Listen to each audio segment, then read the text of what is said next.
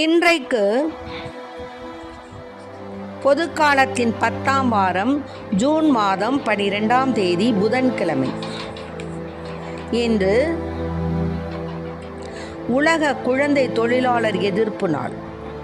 இன்று தேவன் நமக்கு தரும் ஜீவ நீரூற்றான இறை வார்த்தைகள் திருப்பாடல் 16, இறை வார்த்தைகள் 1-2 மற்றும் 4, 5, 8, 11 முடிய.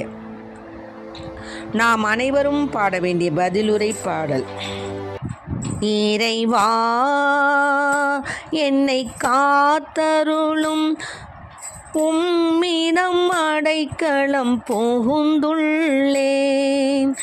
இறைவா என்னை காத்தருளும், உம்மிடம் அடைக்கலம் புகுந்துள்ளேன்.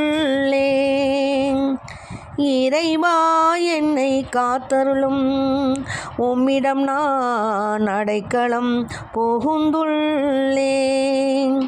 நான் ஆண்டவரிடம், நீரே என் தலைவர், உம்மையன்றி வேறு செல்வம் எனக்கு இல்லை என்று சொன்னேன். இறைவா என்னை காத்தருளும், உம்மிடம் அடைக்கலம் புகுந்துள்ளேன். பூவுலகில் உள்ள தூயோர் எவ்வளவோ உயர்ந்தோ, அவர்களோடு இருப்பதே எனக்கு பேரின்பம். ஆண்டவர்தாமே என் உரிமை சொத்து, அவரே என் கிண்ணம்.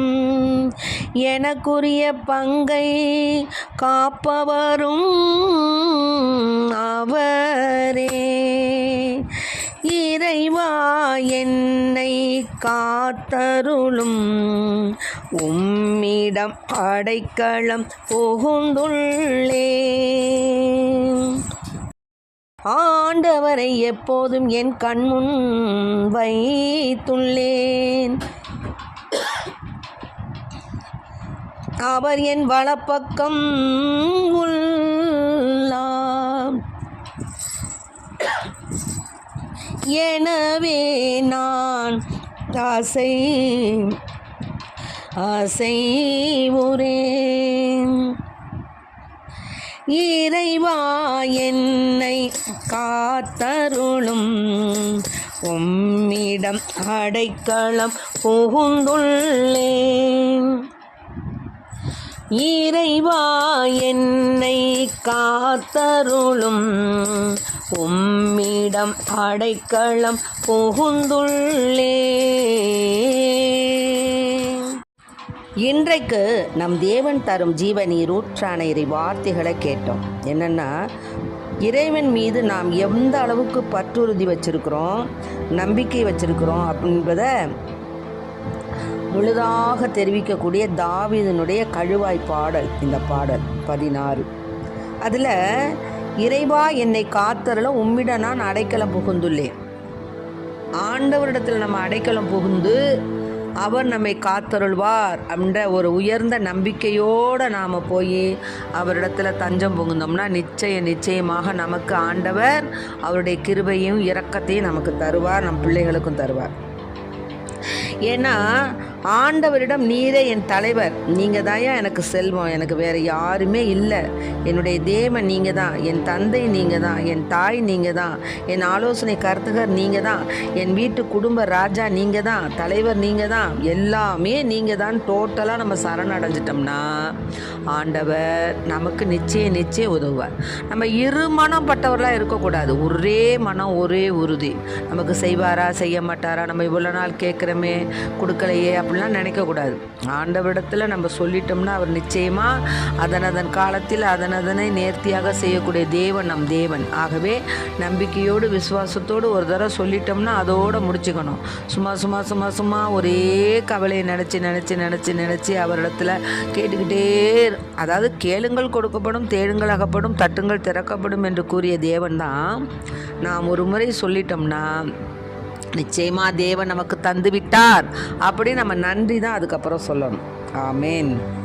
அதே மாதிரி இன்னுமாக 4, 5, 8, 11 அந்த வார்த்தைகள் என்ன சொல்லுதுன்னா, ஆண்டவர் தாமே என் உரிமை சொத்து, அவர் தான் என் கிண்ணம், எனக்குரிய பங்கை காப்பவரும் அவர் தான். ஆக நம்மளுடைய பங்கை காப்பவர், நம்ம அவருடைய உரிமை சொத்தாக்கிட்டோம். இப்போ ஒருத்தருக்கு ஒரு இடம் சொந்தம்னா அதை எவ்வளோ பராமரிப்பாங்க, பாதுகாப்பாங்க. அது மாதிரி தான் தேவனுடைய சொத்து நம்மளை பாதுகாப்பதும் நிற்க வைப்பதும் நிலைக்க வைப்பதும் அவருடைய கிருபை.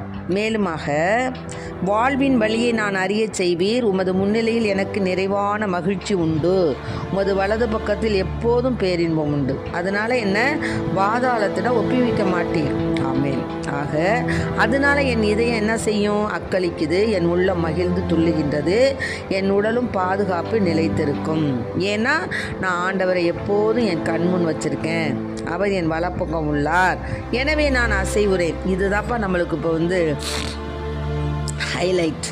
என்ன தெரியுங்களா, 16வது திருப்பாடல 8வது வார்த்தை, ஆண்டவரை எப்போதும் என் கண்முன் வைத்துள்ளேன், அவர் என் வலப்பக்கம் உள்ளார், எனவே நான் அசைவுறேன். ஆமென். எந்த துன்பம் வந்தாலும் சரி, என்ன நெருக்கடி வந்தாலும் சரி, என்ன கவலை வந்தாலும் சரி, எந்த கண்ணீர் வந்தாலும் சரி, ஆண்டவர் நம்மோடு இருக்கிறார், வலப்பக்கம் நம்மோடு இருக்கிறார், நான் அசைவுறேன், ஆண்டவர் என்றென்றும் என்னோடு இருக்கிறார் அப்படின்ற அந்த நம்பிக்கை. பார்த்தீங்களா, அருமையான வார்த்தை. என்ன வார்த்தை, ஆண்டவரை எப்போதும் என் கண்முன் வைத்துள்ளேன், அவர் என் வலப்பக்கம் உள்ளார், எனவே நான் அசைவுறேன். ஆமென். அல்லேலூயா. ஆகவே அன்பார்ந்த பிள்ளைகளை, இதை கேட்டுக்கொண்டு இருக்க அன்பு பிள்ளைகளை, ஆண்டவர் நம்ம வலப்பக்கம் இருக்கிறார், நம்ம பார்த்து கொண்டே இருக்கிறார். அவரை நம்ம கண் முன்னாடி வச்சுட்டோன்னு வச்சுக்கோங்களேன், வேற எதுவும் நோயோ நோக்காடோ வறுமையோ பிணியோ எந்த தீய சக்தி அலைக்கழி பார்ப்பாட்டங்களோ எதுவும் நம்மளை அண்டாது.